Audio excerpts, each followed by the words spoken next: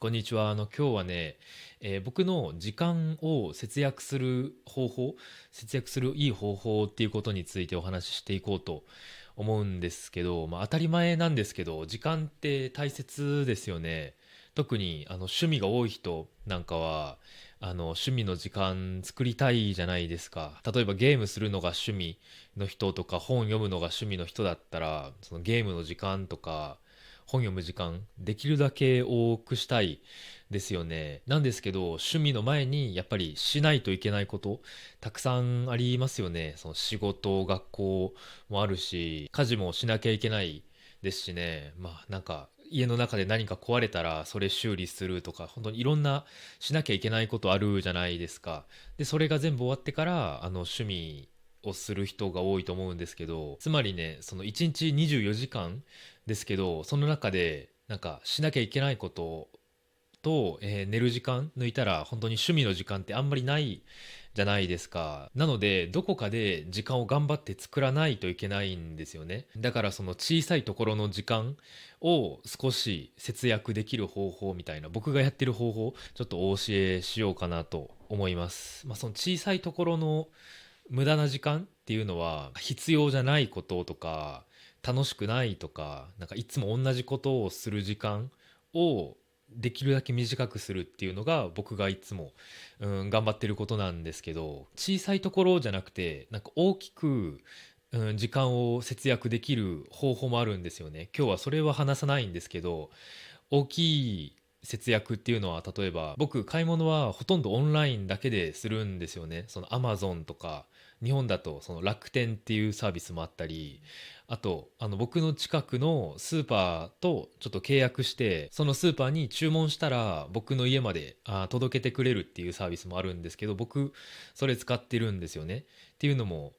買い物行く時間より僕の好きなことをする時間の方が僕は大切なので、僕そういうことをするんですけど、もちろん、買い物が好きな人もいるんでね、それが趣味っていう人もいると思いますけど、そういう時間の節約とか、あとは僕あまり食べ物に興味がないんですよね。別に食べれたら何でもいいみたいな、毎日同じでもいいし、簡単な食べ物でいいんですよね。プラスあんまり食べないことも多いんですよね。朝ごはん全然食べなくて、たまに夜ご飯も食べない、忙しくて食べられないとか、もっと趣味の時間を作りたいから、晩ご飯スキップするとかたまにあるんですけど、でもこういうのってみんなできることじゃないと思うんですよね。オンラインのスーパーとかオンラインで買い物なかなかできない場所に住んでる人もいると思いますし、毎日朝ごはん昼ごはん晩ごはん食べるっていう人も、もちろんたくさんいると思うので、それはあんまり話さなくて、今日は話すのはなんか小さい時間を節約できる方法、誰でもできる、簡単な方法ですね。今日はそれについてお話ししようと思います。まず一つ目は、自分のよく使うものを置く場所を決めるっていうことですね。僕が毎日使うもの、なんか外出かける時とか、家の中でもいつも使うものが、4つぐらいあるんですよね。スマホ、財布、消毒液、フリスクですね。スマホはあそこにあるんですけど、財布と、フリスクと消毒液なんですけど、財布は普通で、フリスクは、これフリスクじゃないごめんなさい、これミンティアっていう、なんかタブレットですね。食べたら口の中が歯磨きした後みたいになる、お菓子みたいな食べ物なんですけど、僕これ毎日めっちゃ食べるんですよ。なんか口の中がいつもスースーするのが好きなんですよね。なんかいつも口の中がなんかリフレッシュな感じがあるのが好きなので、これをいつも持ってるのと、でこれが消毒液ですね。これは僕コロナが始まる前から消毒液外に行く時は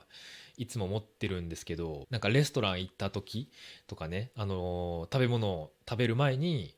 手を消毒するとか、電車に乗った後とかバスに乗った後も手消毒するとか、とにかくこのスマホと、財布とこのフリスミンティアと、消毒液がいつも僕持ってるものなんですけど、このいつも持ってるものを、置く場所を決めるっていうことをですね、僕についてはスマホはいつもあそこか、僕のポケットの中ですね。でこの3つはいつもこの台の上に置いてるんですね。なのでとにかく探す時間がもったいないのでね、なんか外に出かけるのに財布がないとか、ミンティアがないとか、そういうのがあんまり好きじゃないので、その探す時間がもったいないので、僕はいつも置く場所は、いつも使うものの置く場所は決めてるっていうのが一つ目の方法ですね。で、2つ目が必要なものを書くってことですね。なんか買う必要なその買うものとか、必要なすることとかですね。例えばペンのインクがなくなったら、もうペンのインクがなくなった時に買うものリストの中にペンって書くんですよね。とか、しなきゃいけないことですね。例えば、銀行に行くとか、銀行に行く必要があるならすぐに銀行に行くってメモをするんですよね。じゃあ買い物に行く前とか、出かける前に思い出す時間が減るんですよ。なんか何買わなきゃいけないかなとか、何しなきゃいけないかなとか、これはしてる人も多いと思うんですけど、僕もしてる方法なので、シェアさせていただきました。で3つ目が、これしてる人少ないかもしれないんですけど、声でタイピングするってことをですね。僕メッセージするときに、スマホでメッセージするときにタイピングしないんですよね。そのキーボードを使わないんですよ。でその代わりにその声で話して、で僕が話したことの、トランスクリプションが、メッセージに出てくるっていうその機能、多分 Android も Apple、その iPhone もあると思うんですけど、僕はいつもそれでタイピングしてますね。いつもっていうかほとんど、95%ぐらいはほとんど声でタイピングしてるんですけど、なんか5年前とか、10年前も同じ機能スマホにあったんですけど、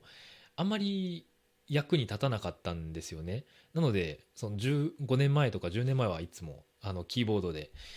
タイピングしてたんですけど、1年前2年前ぐらいからめっちゃそのトランスクリプションの正確さが良くなったんですよ。